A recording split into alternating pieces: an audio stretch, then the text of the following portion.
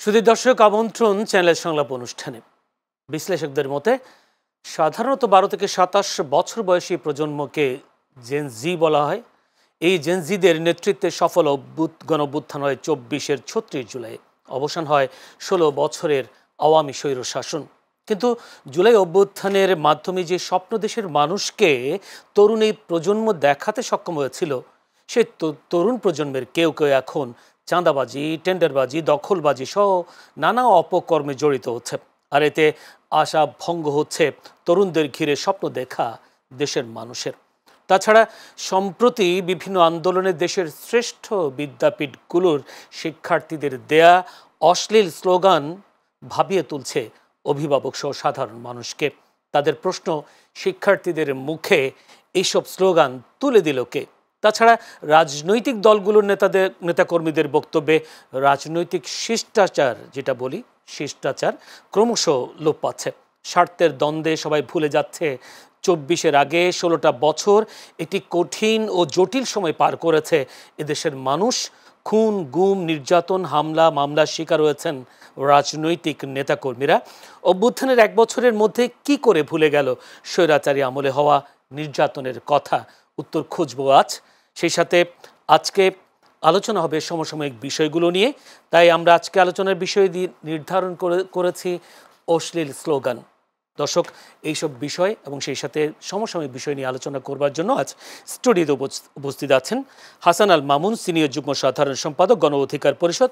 মামুন ভাই, আপনাকে অসংখ্য ধন্যবাদ সময় দেওয়ার জন্য। আমার ডানে আছেন মাহবুব আলম, যুগ্ম মুখ্য সমন্বয়ক, এনসিপি। মাহবুব ভাই, আপনাকে অসংখ্য ধন্যবাদ সময় দেওয়ার জন্য। দর্শক, পুরো অনুষ্ঠান জুড়ে আপনাদের সাথে আছি আমি জয়নুল আবেদিন। বলছিলাম দর্শক, অশ্লীল স্লোগান এবং সেই সাথে রাজনৈতিক বা নেতাকর্মীদের শিষ্টাচার বহির্ভূত বক্তব্য, এই বিষয়গুলো নিয়ে আলোচনা করবার জন্য আমি প্রথমে একটু যেতে চাই হাসান আল মামুনের কাছে, সিনিয়র যুগ্ম সাধারণ সম্পাদক, গণ অধিকার পরিষদ।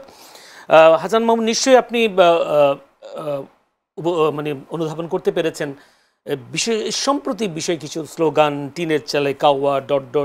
1 2 3 4 দেশ দেশ, চাঁদা তোলে পল্টনে দেশ দেশ, তুমিও জানো আমিও জানি অমুক ভাই পাকিস্তানি, তুমিও জানো আমি জানি অমুক ভাই হিন্দুস্তানি, আবার আমার ভাই রক্তলাল পুলিশ দেশ দেশ। এই যে শিক্ষার্থীদের মুখে এইসব স্লোগান, বিশেষ করে আমি যদি বলি একবার দেশের শ্রেষ্ঠ বিদ্যাপীঠগুলো শিক্ষার্থীদের মুখে এই ধরনের স্লোগান, আসলে আমাদের ভবিষ্যৎ যে প্রজন্ম আসছে, যারা শিক্ষার্থী হচ্ছে, স্বপ্ন দেখছে বড় বড় বিদ্যাপীঠগুলোতে পড়ালেখা করবার জন্য, এবং এই শিক্ষার্থীদের স্লোগানে অভিভাবকরা অনেকটা উদ্বেগ প্রকাশ করছেন যে আমাদের ছেলে মেয়েদের মুখে এইসব স্লোগানগুলো তুলে দিচ্ছে কে? আপনি কি মনে করেন আসলে এই নতুন প্রজন্মের যারা আমাদেরকে স্বপ্ন দেখিয়েছিল 24-এর 36 জুলাইয়ে, তাদের মুখে এই ধরনের স্লোগানগুলো আসলে আমাদেরকে কি বার্তা দেয়? ধন্যবাদ জানাচ্ছি আপনাকে, দর্শক শ্রোতা যারা দেখছেন সকলকেই ধন্যবাদ। প্রথমেই আমি একজন ঢাকা বিশ্ববিদ্যালয়ের সাবেক শিক্ষার্থী হিসাবে পুরো দেশের মানুষের কাছে আমি সরি ফিল করছি, এবং আমি আসলে আজকে এখানে বসে মানে আমার মনে হচ্ছে যে রিগ্রেট ফিল হচ্ছে নিজের প্রতি, যে আমি ঢাকা বিশ্ববিদ্যালয়ের শিক্ষার্থী ছিলাম, এই পরিচয়টা আজকে দিতে আমার রিগ্রেট ফিল হচ্ছে। কেন বলছি? এই পুরো ঢাকা বিশ্ববিদ্যালয়কে একসময় আমি নেতৃত্ব দিয়ে আসছি। 2018 সালে কোটা সংস্কার আন্দোলনের সামনে থেকে নেতৃত্ব দিয়েছি, এবং এই ঢাকা বিশ্ববিদ্যালয় সহ দেশের সকল বিশ্ববিদ্যালয়ের শিক্ষার্থীদের জন্য সরকারি চাকরি থেকে কোটা ব্যবস্থা বাতিল করে তারপর এখন জাতীয় রাজনীতিতে প্রবেশ করেছি। অনেক নির্যাতনের শিকার হয়েছে, এবং আপনার 17 থেকে 18 বার হামলার শিকার হয়েছি ছাত্রলীগের। কিন্তু আমার এবারের যে 24-এর গণ অভ্যুত্থান হলো, সেই 18 কোটা আন্দোলন থেকে কিন্তু 24-এর গণ অভ্যুত্থান। তো এই বিশ্ববিদ্যালয়ে, আমার ঢাকা বিশ্ববিদ্যালয়ের শিক্ষার্থীরা এই ধরনের স্লোগান দিচ্ছে যে কে কাকে মারছে বা খুব অশ্লীল, যা আমি আসলে মুখে বলতে পারছি না। আমি আসলে অবাক হয়ে যাই যে এরা কিসের মধ্য দিয়ে আছে বিশ্ববিদ্যালয়ে। বুয়েটে যে মিছিল হয়েছে, আমি আজকে একটি কথা স্পষ্টভাবে বলি, 2019 সালে যখন বুয়েটে ছাত্র রাজনীতি নিষিদ্ধ হয়, 2019 সালে একদম টোটালি, আবরার ফাহাদকে যেদিন রাতে হত্যা করা হয়, সেদিন সারা রাত আমরা নির্গুম রাত কাটিয়েছি। এই আমাদের ছাত্র অধিকার পরিষদ তখন মোটামুটি সব শিক্ষার্থীদের আন্দোলনে লিডিংয়ে ছিল। আসিফ নাহিদরাও আমাদের সাথে তখন ছিল, এবং ছাত্রদল সহ যারা ছিল ক্যাম্পাসে প্রগতিশীল, সবাই আমাদের সাথে এই মুভমেন্টে ছিল। এই বুয়েট কিন্তু প্রতিবাদ করার সাহস পায় নাই। প্রথমে আমরা ঢাকা বিশ্ববিদ্যালয় থেকে মিছিল নিয়ে বুয়েটের ভিতর দিয়ে গিয়েছি এবং বুয়েটের শিক্ষার্থীরা তখন আমাদেরকে রিকোয়েস্ট করেছে, ভাই আপনারা আন্দোলন করেন না, মিছিল করেন না। আমরা কিন্তু মিছিল করেছি এবং আবরার হত্যাকাণ্ডের কিন্তু আমরা বিচার আদায় করে ছেড়েছি। সেই বুয়েট যেখানে কোনো ছাত্র সংগঠন তারা কমিটি করে নাই, সেই বুয়েট হঠাৎ করে কি এমন হলো যেখানে ছাত্র রাজনীতি টোটালি নিষিদ্ধ, সেখানে একজন পলিটিক্যাল লিডারের এগেইনস্টে তারা এই ধরনের বক্তব্য কিভাবে দেয় সেটা আমার আসলে বুঝে আসে না। আমি একদম স্পষ্টতই বলতে পারি এটি একটি রাজনৈতিক এজেন্ডার বক্তব্য, এটা কোনো সাধারণ শিক্ষার্থীর বক্তব্য হতে পারে না। ঢাকা বিশ্ববিদ্যালয়ে বর্তমানে যে ঘটনাগুলো ঘটছে, আমি বলবো যে এই বিশ্ববিদ্যালয়ের কোনো নিয়ন্ত্রণ নাই। এই যে সামনের দিকে, এই যে ডাকসুর দিকে এগিয়ে যাচ্ছে ঢাকা বিশ্ববিদ্যালয়, আমি খুবই আতঙ্কগ্রস্ত। আমার মনে হচ্ছে যে এই ডাকসু যত এগিয়ে যাবে বিশ্ববিদ্যালয়ের প্রশাসনে, আপনি বিশ্বাস করেন ডাকসু নির্বাচনী আমরা আবার প্রশ্নে আসব, প্লিজ আমি একটু শেষ করি। আসবো। বিসি স্যার বিভিন্ন বিষয় নিয়ে, প্রক্টর স্যার শিক্ষার্থীদের সাথে আলোচনা করছেন।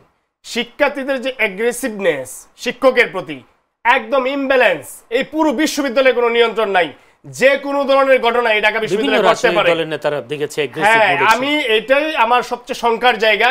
হত্যাকাণ্ড ঘটতে পারে ঢাকা বিশ্ববিদ্যালয়ে যে কোনো সময়, কারণ এই পুরো বিশ্ববিদ্যালয়ের এখন একজনের প্রতি আরেকজনের বিন্দু পরিমাণ যে রেসপেক্টের জায়গাটা, সহিষ্ণুতা, এইটা ঢাকা বিশ্ববিদ্যালয়ে নাই।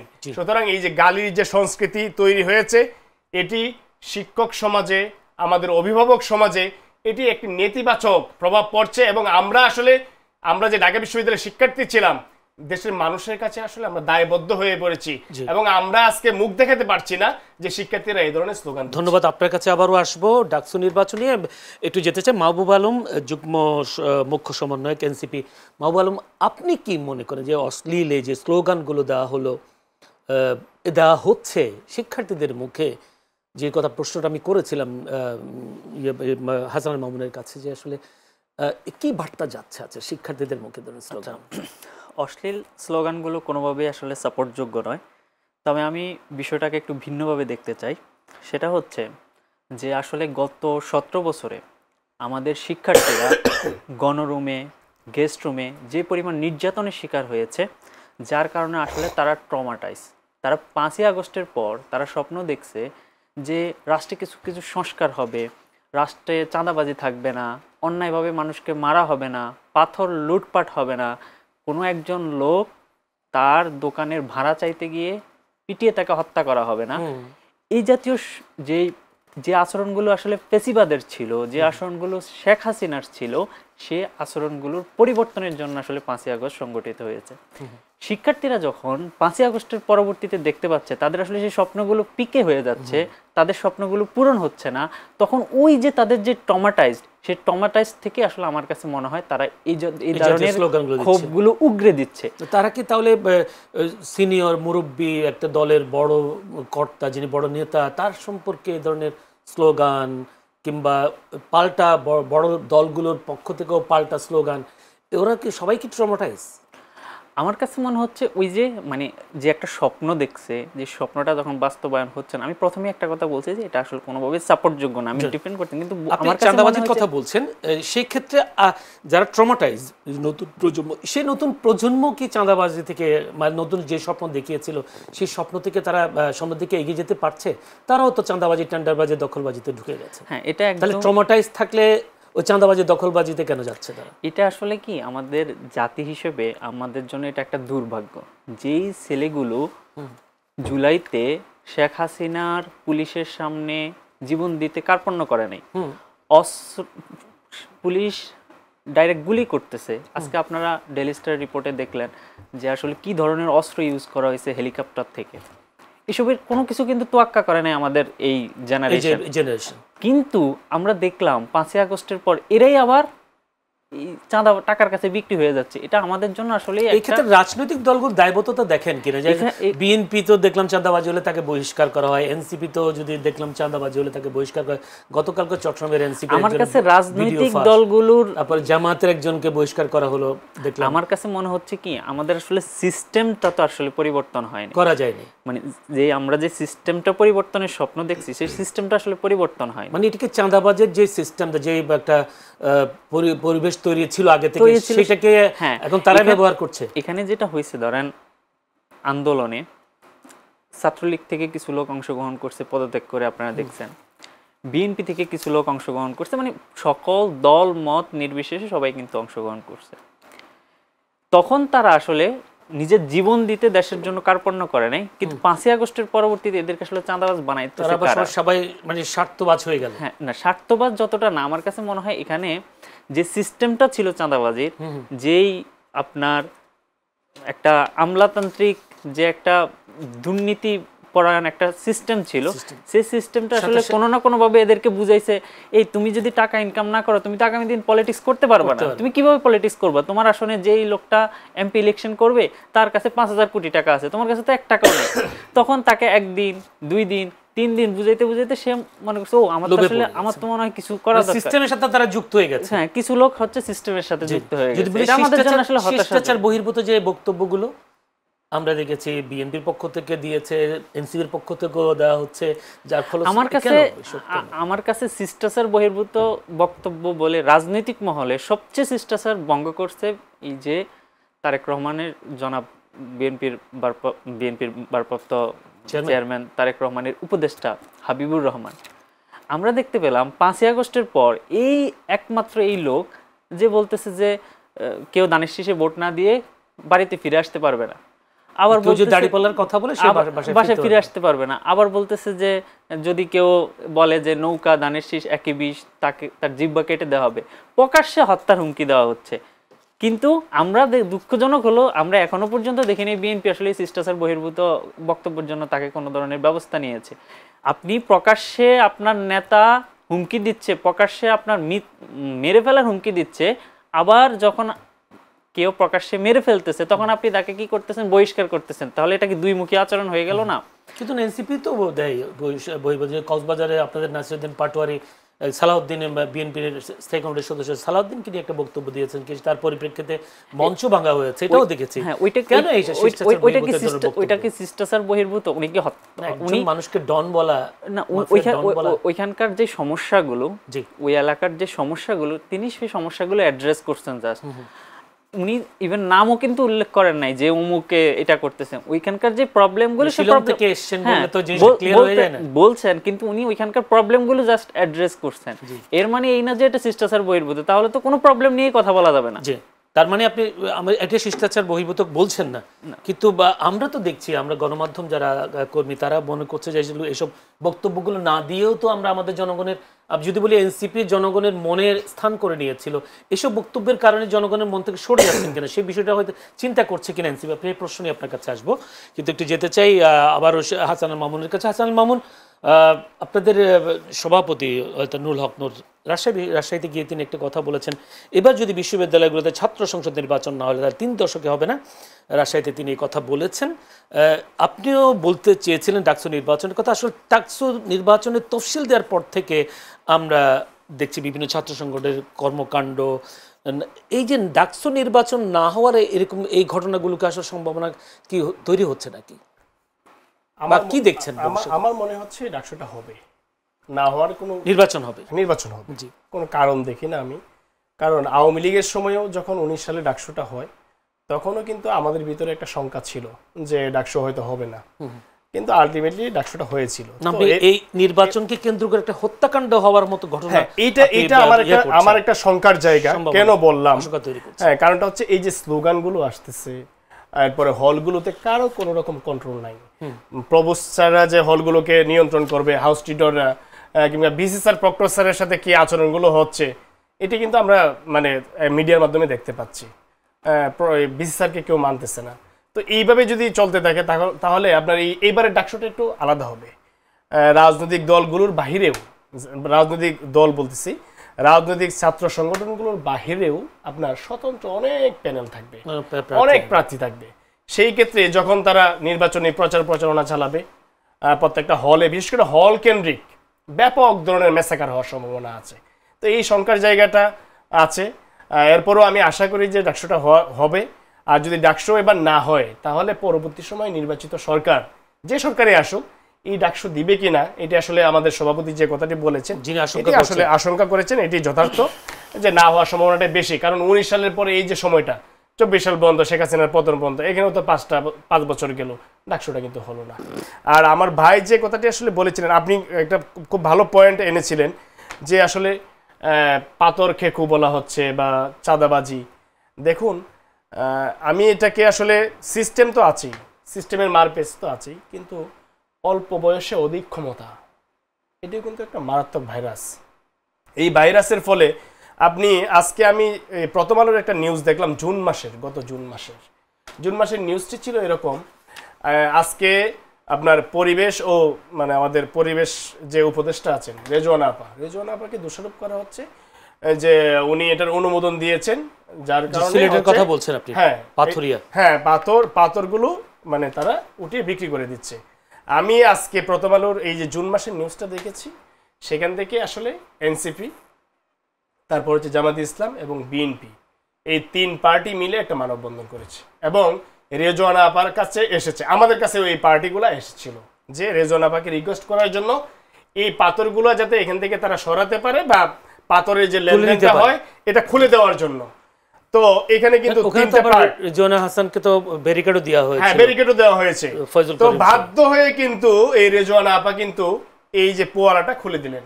এই পোয়ারা খুলে দেওয়ার পর যারা পাথরের বিজনেসটা করেন এবং ওইখান থেকে যারা এই পাথরটা মানে উঠিয়ে নিয়ে আসেন, এটা কিন্তু একটা সিন্ডিকেট। এই পুরো সিন্ডিকেট থেকে একটা নির্দিষ্ট পরিমাণ অংশ এনসিপি, জামাত ইসলাম এবং বিএনপির পকেটে যাচ্ছে এবং সেটা কত পার্সেন্টে যাচ্ছে ওই মাঠে যাওয়ার পর তদন্ত করে বলা যাবে যে বিএনপি কি 40% নিচ্ছে আর এনসিপি 30% নাকি জামাত 30%, 100% কিভাবে ভাগ হচ্ছে। তবে আমি এটা এনশিওর করতে পারি এখানে 3 দলেই সুন্দরভাবে সমবন্টন করে এই যে 3000 কোটি টাকার যে পাথর বিক্রি হয়েছে, 3 গণ অধিকার পরিষদ এখান থেকে বিরত রয়েছে। আমরা শুধু এইটাতেই না,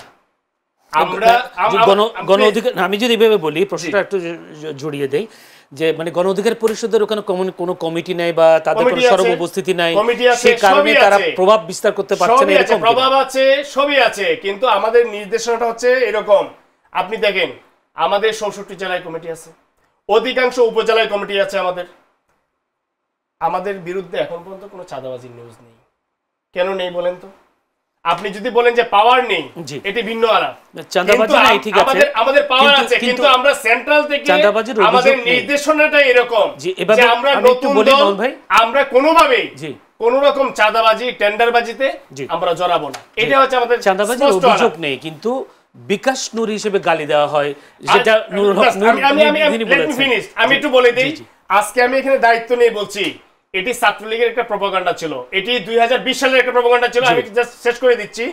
আমরা যখন করোনার সময় সারা দেশ যখন ব্লক হয়ে গেল, মানুষ ঘর থেকে বের হচ্ছে না, তখন আমরা এই ঢাকা বিশ্ববিদ্যালয় সহ সারা দেশের, আমার কাছে এখন আমার এই ফোনে তালিকা আছে, আমি আপনাকে দেখাতে পারবো কে কোন নাম্বার থেকে কয় টাকা, 10 টাকা বিকাশ করেছে, এই তালিকাটাও আমার কাছে আছে। এবং আমি তখন দায়িত্বে ছিলাম, আমি তখন এই সংগঠনের আহ্বায়ক হিসেবে বলছি, সব কিছুর হিসাব আছে।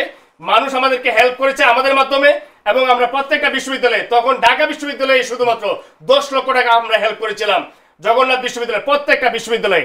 তখন ছাত্রলীগ যখন দেখতে পেল যে এই বিকাশের মাধ্যমে, রকেটের মাধ্যমে এরা টাকা এনে সাধারণ শিক্ষার্থীদের মন জয় করতে পারতেছে এবং সারা দেশের শিক্ষার্থীদেরকে হেল্প করছে, তখন তারা আমাদেরকে নাম দিল বিকাশ নূর, বিকাশ গণ অধিকার পরিষদ, বিকাশ ছাত্র অধিকার পরিষদ। নূর ভাই বলেছেন যে বাস্তবে সেই সহযোগিতার বড় অংশটাই করেছেন বিএনপি, জামাত সহ বিরোধী দলের লোকেরা, কারণ তারা তখন চিপাই ছিলেন। না, এটাই স্বাভাবিক।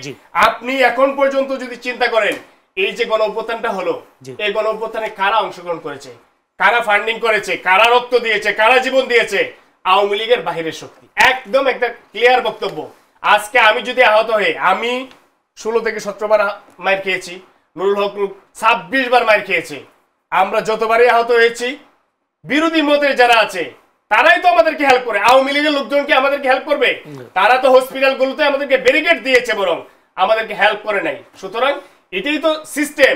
আজকে যদি আওয়ামী লীগের দ্বারা একজন জামাতের কর্মী, যেমন গতকালকে আমি ঢাকা বিশ্ববিদ্যালয়ে দেখলাম শিবিরের একটা ছেলেকে মেরে তাকে থানায় দেওয়া হয়েছিল, শাহবাগ থানায়। সে তার পোস্টে উল্লেখ করেছে স্পষ্টভাবে যে ছাত্র অধিকার পরিষদ সর্বাত্মকভাবে আমার পাশে ছিল। জি, ধন্যবাদ। আমি হাসান মামুন, আমার কাছে সময় কম, আমরা ছোট্ট একটা বিরতিতে যাচ্ছি। দর্শক আমাদের সঙ্গেই থাকবেন।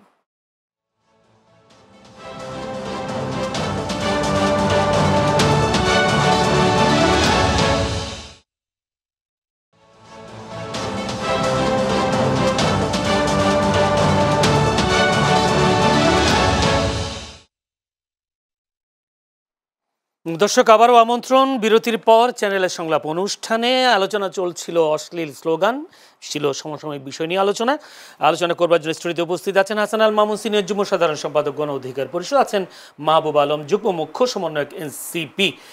দর্শক, আমি বিরতির পর একটু মাহবুব আলমের কাছে যেতে চাই। মাহবুব আলম, হাসান আল মামুন একটা অভিযোগ তুলেছেন আসলে পাথর সরানোর বিষয়টি নিয়ে, যেখান থেকে আজকে পাথরই আমরা দেখলাম আজকে বিভিন্ন গণমাধ্যমে পাথর সরানোর নিউজটা বেশ ফলাও করে প্রচার হয়েছে। যদি হাসান মামুনের অভিযুক্ত বলে বিএনপি, এনসিপি, জামায়াতে পাথর সরানোর যে টিম যেটাকে বলে এটাকে সিন্ডিকেট, এই সিন্ডিকেটে জড়িত, এবং কত % আপনারা আসলে টাকা পান এনসিপি?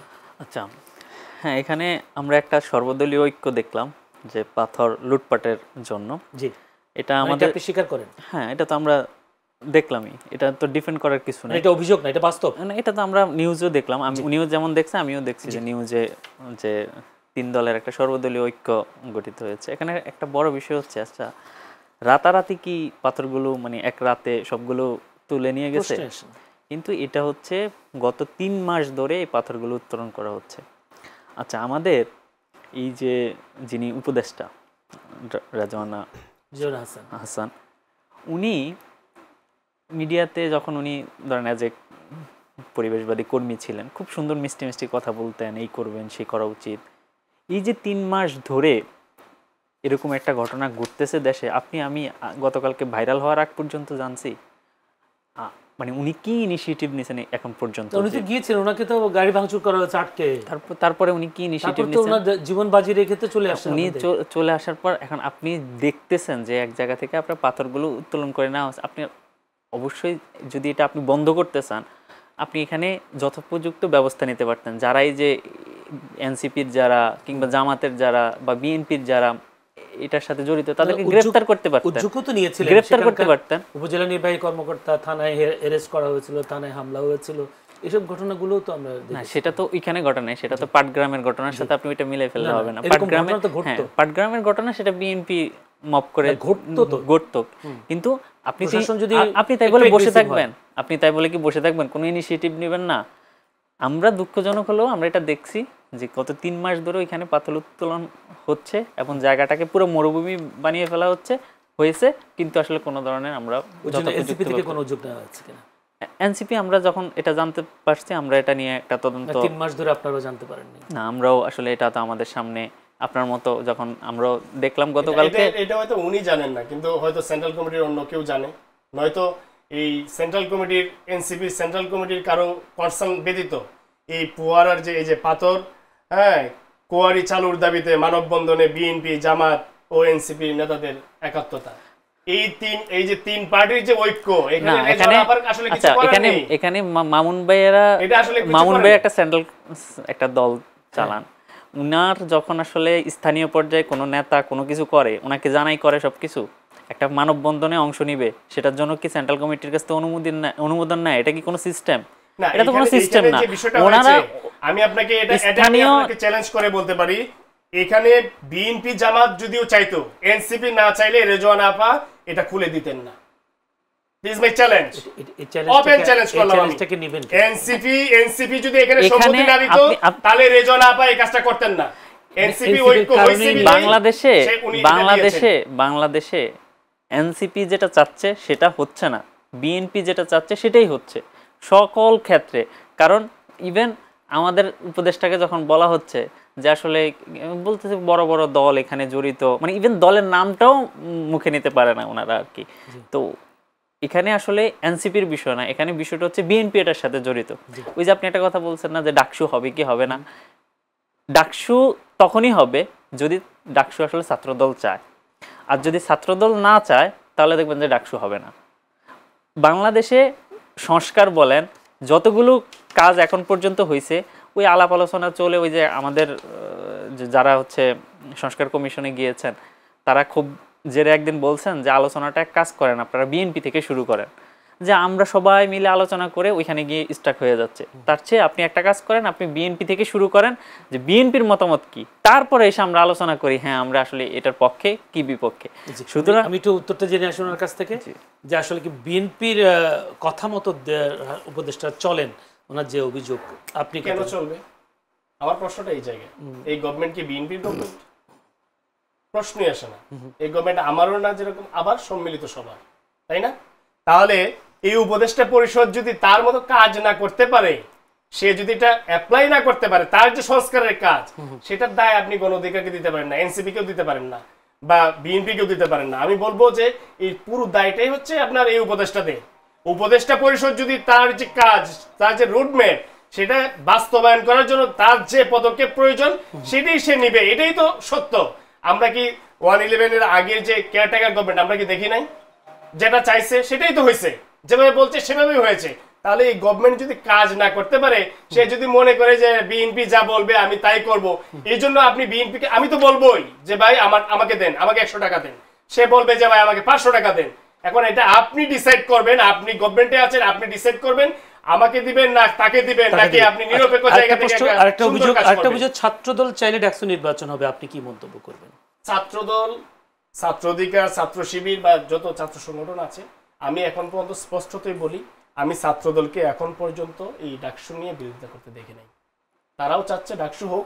আমি জানি না যে ছাত্রদলের প্যানেল, ছাত্র অধিকারের প্যানেল বা শিবির কিংবা অন্যান্য যারা আছে তারা কতটুকু পারফরমেন্স কার কতটুকু হবে তা আমি জানি না, কিন্তু এই ডাকসুকে কেন্দ্র করে এই ছাত্রলীগ স্টাইলের যে বক্তব্য, এই ধরনের বক্তব্য আমি ছাত্রদলের মধ্যে, ছাত্রদলের কমিটিতে ছাত্রলীগের নেতাকর্মীদের অবস্থান বা কমিটিতে অন্তর্ভুক্ত করার বিষয়টা কি দেখেন? এইখানে আসলে যেমন অধিকাংশ ক্ষেত্রে যে জিনিসটা হয়েছে, আমরা আসলে 5ই আগস্টের আগে অনেকেই ছাত্রলীগের কমিটিতে ছিল, কিন্তু আসলে এরা মানে খুব ভালো অ্যাক্টিভলি ছাত্রলীগের কমিটিতে ছিল, বিষয়টা আসলে এরকম না। এখানে আসলে অনেকেই পরবর্তী সময়ে এই আন্দোলন চলাকালীন সময়ে যে কাজটা হয়েছে, যদিও আমরা এটাকে প্রশ্ন উঠাই, তারপরেও অনেক ছাত্রলীগের নেতা কিন্তু আন্দোলন চলাকালীন সময়ে কিন্তু তাদের ছাত্রলীগের কমিটি থেকে কিন্তু পদত্যাগ করছে। এরকম এই সংখ্যাটা তাদের এখানে অনেক বেশি, এবং শিবিরের ভিতরে মানে শিবিরের মধ্যে আরো রয়েছে অনেকেই, হ্যাঁ, তারপর ছাত্রদলেও কিছু আছে। এরা অধিকাংশ হচ্ছে 5ই আগস্টের আগেই পদত্যাগ। তাহলে 6 জনকে বহিষ্কার করলো কেন? 6 জনকে বহিষ্কার করছে, এখানে আপনার কিছু আছে যে যারা একদম এখনো হয়তো রানিং কোনো পদে আছে, কিংবা ওই সময় তার ভূমিকাটা আওয়ামী লীগের পক্ষে ছিল, এই ধরনের হইতে পারে। আবার অনেকে একটা জিম নামের একটা ছেলে আছে, আমি খুব সম্ভবত যতটুকু জানি যে ওকে আমি দেখছি খুব বিপ্লবী সে ভূমিকা পালন করছে। ধন্যবাদ। আমি আবার আপনার কাছে আসবো, একটু যেতে চাই আবারও মাহবুব ভাইয়ের কাছে। মাহবুব ভাই, আজকে একটু বক্তব্য শুনে আপনাকে, নতুন রাজনৈতিক দল হিসেবে জাতীয় নাগরিক পার্টিকে অর্থাৎ নাগরিক পার্টি এনসিপির পরামর্শের পরিবর্তে কয়েকটি রাজনৈতিক দল তাদেরকে ব্যবহার করছে, অর্থাৎ এনসিপিকে ব্যবহার করছে, অভিযোগটা করেছেন বিএনপির যুগ্ম মহাসচিব শহীদুদ্দিন চৌধুরী এনি। 5 আগস্টের পর থেকে অনেকে অর্থের লোভে পড়েছে বলেও মন্তব্য করেন তিনি। জানান যারা অর্থের লোভে পড়েছে তাদেরও করুণ পরিণত হবে। আমার প্রশ্নটা হলো, এনসিপিকে আসলে কোনো রাজনৈতিক দলের হয়ে দলের ব্যবহার হচ্ছে কিনা, কোনো রাজনৈতিক দল আপনাদেরকে ব্যবহার করছে কিনা, নাকি আপনারা আসলে নিজেদের স্বকীয় রাজনীতিতে আপনারা এগিয়ে যেতে চাচ্ছেন? প্রশ্নই আসে না যে আমরা তো আসলে আমাদের নিজস্ব রাজনীতিটাই করার চেষ্টা করছি। অভিযোগ যে কেউ কোনো অভিযোগ তুলতেই পারে, সেটা নিয়ে তো আসলে আমি তার মুখ থামাই রাখতে পারবো না, সে বলতেই পারে, তার এটা ডেমোক্রেসি। আপনাদের কোনো কাজে কর্মে কোনো পেছন থেকে কোনো রাজনৈতিক দল আপনাদেরকে না, এখনো পর্যন্ত আমরা তো আসলে আমাদের রাজনীতিটা দাঁড় করানোর চেষ্টা করতেছি, যে আমরা একটা নতুন বন্দোবস্তের কথা বলতেছি, আমরা নতুন সংবিধানের কথা বলতেছি, আমরা গণপরিষদ নির্বাচনের কথা বলতেছি, আমাদের এখানে সকল দলমতের লোক একসাথে হয়েছে, এখানে যেমন বাম আছে। বক্তব্যের সাথে আপনাদের বক্তব্য মিলে যায়, সেই কারণে মিলবে তো। এখন আপনি ধরেন একটা ইস্যু যে সংস্কারের ইস্যু, সংস্কারের ইস্যুতে আপনি নিলেন ভিন্ন, আপনি সংস্কার চান না। এখন জামাত বললো যে জামাত সংস্কার চায়, এখন আমি বলি আমিও সংস্কার চাই, তাহলে এক তো হবে, এক তো হবেই। এখন আপনি আসলে আপনার দলীয় যে স্ট্যান্ড, সেই স্ট্যান্ড নিচ্ছেন, আমি আমার জায়গা থেকে আমার দলের স্ট্যান্ড নিচ্ছি। এখন বাকি 5টা দল যদি একই স্ট্যান্ড নেয়, তার মানে এই নয় যে আমরা হচ্ছে তাদের আসলে কাজ করতেছি বা তাদের হ্যাঁ। একটা বিষয় হচ্ছে আমি একটু বলতে চাই ভাইয়ের, যে ছাত্রদল ডাকসু বন্ধ করতে কোনো ধরনের ইনিশিয়েটিভ নেয়নি। উনি মনে হয় ভুলে গেছে যে ছাত্রদল একটা স্মারকলিপি দিয়েছিলেন যে সংস্কার ছাড়া ওনারা ডাকসু চান না। তারপরে বিক্ষোভ করছিলেন ঢাকা বিশ্ববিদ্যালয়তে। এরকম অনেক ধরনের কর্মসূচি, হ্যাঁ এরকম অনেক ধরনের কর্মসূচি ওনারা পালন করছেন। ফাইনালি যখন আসলে তফসিল ঘোষণা হয়েই গেছে, এখন তো আসলে কিছু করার নেই। তো এই জন্যে মানে এটা একটা বিষয় থেকে যায় যে আসলে যদি ছাত্রদল চায় তাহলে আসলে ডাকসুটা হবে, আর নয়তো বা দেখবেন যে একটা না একটা পরিস্থিতি তৈরি করে ডাকসুটা বানচাল করে দেওয়া হবে। প্রশ্ন দিয়ে যাবো আমি হাসান মামুনের কাছে। একটা প্রশ্ন হচ্ছে, জামায়াতের নায়েবে আমির আব্দুল্লাহ মোহাম্মদ তাই সম্ভবত কালকে ইসিতে বৈঠক করে তারা উচ্চ কক্ষ নিম্ন কক্ষতে পিয়ার পদ্ধতি চাচ্ছে। এখন আপনাদের অবস্থানটা কি? আমরা তো বরাবরের মতো শুধুমাত্র উচ্চ কক্ষে আমরা পিয়ার চাচ্ছি, আমরা নিম্ন কক্ষে পিয়ার চাই না, কারণ আমরা মনে করতেছি আসলে নিম্ন কক্ষে পিয়ার দেওয়ার মতো বাংলাদেশে এখন অবস্থা। জামায়াত তো এ নিয়ে আন্দোলন করার ঘোষণা দিয়েছেন, আপনারা কি সেই আন্দোলনে শরীক হবেন কি? না, এটা তো প্রশ্নই আসে না। আমরা তো আমাদের তো স্ট্যান্ড ক্লিয়ার যে আমরা শুধুমাত্র উচ্চ কক্ষে পিয়ার চাই এবং নিম্ন কক্ষে আমরা প্রচলিত সিস্টেমে নিম্ন কক্ষে পিয়ার পদ্ধতি চান না, উচ্চ কক্ষে পিয়ার পদ্ধতি চান। ধন্যবাদ। একটু যেতে চাই আবার হাসান মামুন। বাংলাদেশে একটা বক্তব্য শোনাই আপনাদের নুরুল হক নূরের। বাংলাদেশে আগামীতে অনেক ধরনের রাজনৈতিক সংকট তৈরি হতে পারে বলে মনে করেন গণ অধিকার পরিষদের সভাপতি ও ডাকসুর সাবেক ভিপি নুরুল হক নূর। তিনি বলেন, সেই সংকট থেকে আগামীতে 1-11 কিংবা ফ্যাসিবাদের পরিস্থিতির দিকে আমাদের নিয়ে যাওয়া হতে পারে। কিছুদিন আগে আমরা তথ্য উপদেষ্টা মাহফুজ আলমের বক্তব্যে কথা শুনেছি, মির্জা ফখরুল ইসলাম আলমগীর একটু বলেছেন, চেষ্টা করেছেন, আবার রিজভী বলেছেন এটা হচ্ছে শিশু সুলভ আচরণ উপদেষ্টা মাহফুজের। হঠাৎ করে কি হলো যে আবার রোববার বিকেলে নুরুল হক নূর কি কথা বলছেন যে 1-11 ঘনঘটা দেখতে পাচ্ছেন? এই আলোচনাটা আসছে এই জন্যই, আসলে আমরাও আসলে বিভিন্ন সময় আমাদের ফোরামে কিংবা একান্তভাবে যখন বিভিন্ন আলোচনা করি, তখন আসলে রাজনৈতিক পরিস্থিতিটাকে আমরা আসলে বিশ্লেষণ করি যে আসলে বিগত 17 বছর আপনি একটা জিনিস খেয়াল করবেন, সব আওয়ামী লীগের একটা মানে টার্ম কার্ড ছিল জামাত বিএনপি, 17 বছর দমন নিপীড়নের একটা পুরোপুরি টার্ম কার্ড। কেউ কাউকে, আওয়ামী লীগ কিন্তু বিভিন্নভাবে চেষ্টা করেছে যে এই বিএনপি থেকে জামাতকে আলাদা করার জন্য বা জামাত থেকে বিএনপিকে আলাদা করার জন্য। এই নিয়ে কিন্তু বহু চক্রান্ত হয়েছে। 18 সালের নির্বাচনের আগেও কিন্তু বিভিন্ন ফর্মুলা অ্যাপ্লাই করেছে, কিন্তু এই ঐক্য কিন্তু ভাঙতে পারে নাই। এবং এই ঐক্য কিন্তু ছিল জামাত বিএনপি একটা ঐক্য, এটা কিন্তু আওয়ামী লীগ বা এটা সারা দেশের মানুষই জানতো। ঐক্য তো ভেঙেছে শেষে এসে 24-এ এসে, আমি জাস্ট বলছি 28 অক্টোবর তারা আলাদা 28 অক্টোবর আলাদা প্রোগ্রাম করেছে। রাইট, আমরা যখন যুগপৎ আন্দোলন করলাম, কিন্তু এই জামাত ইসলাম আলাদা আন্দোলন করলো, তারা যুগপথে অংশগ্রহণ করলো না। এর পার্টে ছিল জামাতের সাথে ছিল এবি পার্টি। এই যে সংখ্যার জায়গাটা কেন তৈরি হয়েছে, যে জামাত বিএনপি এতদিন পর্যন্ত আমরা ছোটবেলা থেকে দেখে আসতেছি, জেনে আসতেছি, 18 সালের নির্বাচন, এর আগেও 8 সালের নির্বাচন, এরপর সংসদে মন্ত্রীও ছিল জামাত, একসাথে সংসদেও ছিল। তো সেই জায়গা থেকে হঠাৎ করে যখন 5 আগস্টের পর যখন টানাপোড়েন শুরু হলো জামাতের সাথে, এবং এনসিপি জামাত, এনসিপি গণ অধিকার পরিষদ, এনসিপি বিএনপি, এই যে টানাপোড়েন, এই টানাপোড়েনটা কিন্তু 5 আগস্টের আগে ছিল না। আপনি বিশ্বাস করবেন না, আমি এবং রাকিব ভাই আমরা কেউ কাউকে দেখি নাই।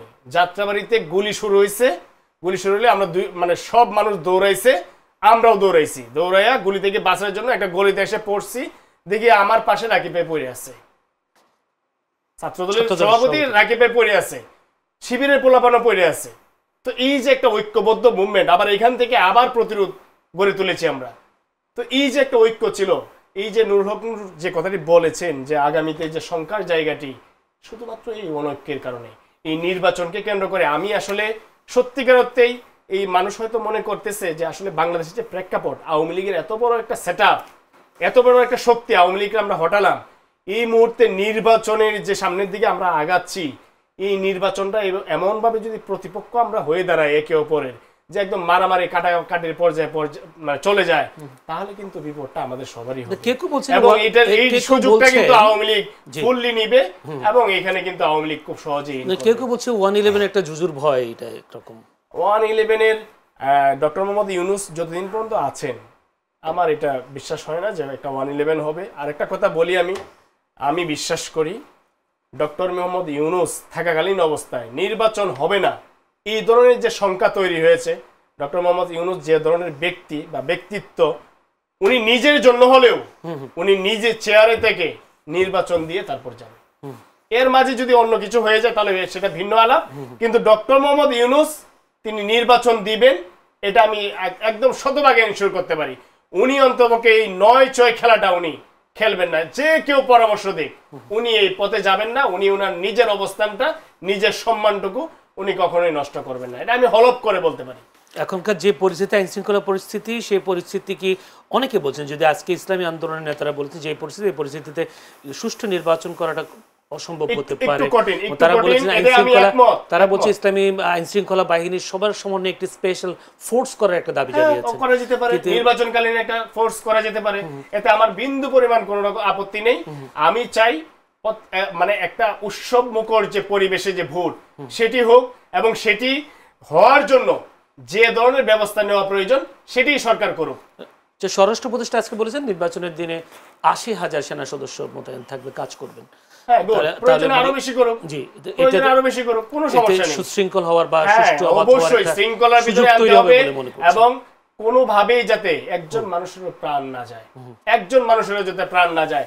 একটা সুষ্ঠু নির্বাচন হোক, প্রয়োজনে রাজনৈতিক দলগুলোর সমঝোতার মাধ্যমে একটা সুন্দর ইলেকশন হোক, যাতে করে মাহবুব ভাইয়ের কাছে। মাহবুব ভাই, আপনি কি মনে করেন যে আসলে স্বরাষ্ট্র উপদেষ্টা বলেছে 80,000 সেনা সদস্য মোতায়েন থাকবে নির্বাচনের দিন, ইসলামী আন্দোলন বলেছে দাবি ইসলাম একটা আইন শৃঙ্খলা বাহিনীর সকলের সমন্বয়ে একটা স্পেশাল ফোর্স করার, এইসব করার পরও এখন যে প্রেক্ষাপট চলছে, আমরা দেখেছি বিএনপির 2 গ্রুপের সংঘর্ষ দেখেছি, চট্টগ্রামে দেখেছি, বিভিন্ন জায়গায় পাবনা, দিনাজপুর, ঝিনাইদহ সব জায়গায় দুপক্ষের সংঘর্ষ। যে নমিনেশন পাওয়ার পর কি ধরনের সংঘর্ষ হতে পারে বলে আপনার ধারণা, আর এই যে সরকারি যে উদ্যোগে কতটুকু সুষ্ঠু নির্বাচন হবে বলে আপনি মনে করেন এনসিপি? আচ্ছা, এখানে সবচেয়ে বড় যে বিষয়, আসলে এখন আইন শৃঙ্খলা বাহিনীর আসলে একটা সুষ্ঠু নির্বাচন বা কিংবা কাউকে কোনো একটা মবকে থামানোর মতো আসলে মানসিক শক্তিও নেই, এবং তাদের আসলে ওই উৎসাহ বা উদ্যোগও আমরা দেখি না।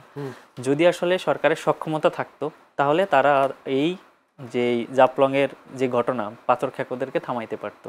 তারা কিন্তু ওই যে পাটগ্রামের যখন থানা থেকে আসামি ছিনিয়ে নেয় তখন তারা ব্যবস্থা নিতে পারতো। আমরা এগুলো মানে আমাদের সামনে অহরহর ঘটনা আছে, গাজীপুরে কয়েকদিন আগে মানুষকে প্রকাশ্যে কুপিয়ে মেরে ফেলা হলো। তো আসলে সব মিলিয়ে কথা হচ্ছে যে আইন শৃঙ্খলা বাহিনীর পরিস্থিতি দেশে কোনোভাবেই স্বাভাবিক না, অস্বাভাবিক পরিস্থিতি বিরাজ করতেছে।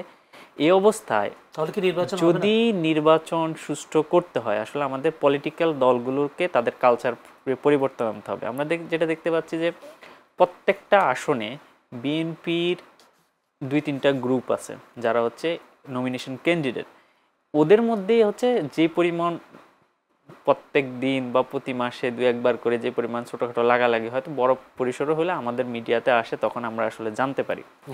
এই কারণে আসলে আমাদের পলিটিক্যাল কালচারটা চেঞ্জ করতে হবে। আরেকটা বিষয়, ওই যে হাবিবুর রহমান বলছে যে দাঁড়িপাল্লায় ভোট দিলে ঘরে সুষ্ঠু মতো যেতে পারবে না, এদেরকে আসলে থামাইতে হবে। যদি নির্বাচনটা সুন্দর করতে হয়, নির্বাচনটা যদি সবার অংশগ্রহণ নিশ্চিত করতে হয়, তাহলে এদেরকে আসলে থামাইতে হবে।